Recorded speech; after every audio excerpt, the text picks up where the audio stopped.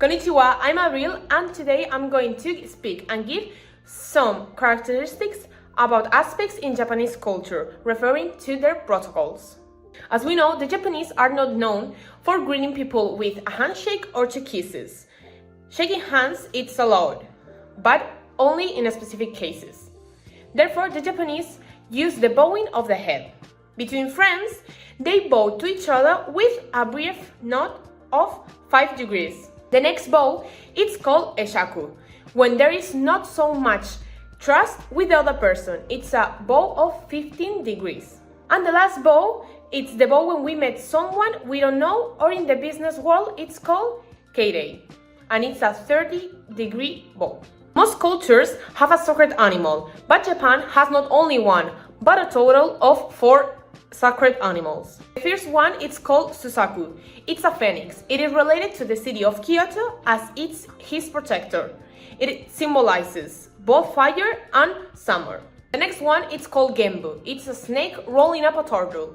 It is the guardian of the north, and it symbolizes the element of earth and winter. The third sacred animal is called Biyako. His name translates to white light, and it's represented by a white tiger. He's the guardian of the west, and it symbolizes autumn and the air element. The last one is called Seiryu. It's a blue dragon, and he's the guardian of the east. It symbolizes the water element and spring.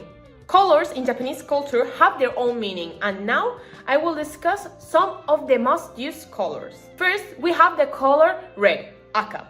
It is believed that has curative powers and is used to wish a good health and a long life. Blue, ao, represents the peace of mind. Orange, daidairo orange, represents the perfection and eternity. Yellow, kiro, it is used as a sign of notoriety. Black, kuro, it is used as a color of bereavement. White, shiro, it is a color of eternity, impurity, and for the gods. Brown, tairo, it is a color of prosperity of the land. Gray, gure, is a color of inaccuracy. Green, midori, it's the color of nature and happiness. And last but not least, we have the color purple. Murasaki, it's a color of strength and power. When we talk about giving presents, the Japanese have their own traditions when giving them away. I'll talk specifically on weddings and on New Year's Day. On weddings, it is common to give new banknotes. They must be clean and unwrinkled, symbolizing the new life of the newly married couple.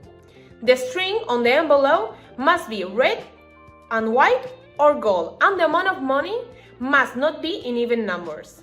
On New Year's Day, it is common to send New Year's cards to family, friends, and co-workers. These cards have traditional designs showing the animal of the upcoming year.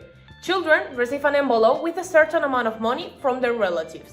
One of the most unknown aspects I found on the Japanese culture is the change that happened on their way to celebrate their birthdays. In the old days in Japan, there was no birthday celebration for a specific person.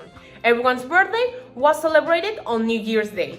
Nowadays, with the influence of the West, they have embraced the tradition of celebrating on the person's date of birth. To end my speech, I'll talk about the different ways to say goodbye in Japanese depending on the situation and who we are talking to. The first one is jane or matane. This one is the most common way of saying goodbye in Japan. It is an informal farewell and means see you later. The next one is matashita. This will be used in more formal situations. It means see you tomorrow. And the last one is kiwo tsukete. Can be used in most situations. In English, it will be like take care of yourself. And that will be all about Japanese protocols in communication and some other curiosities about their culture. I hope you find it rather interesting. Mata ne!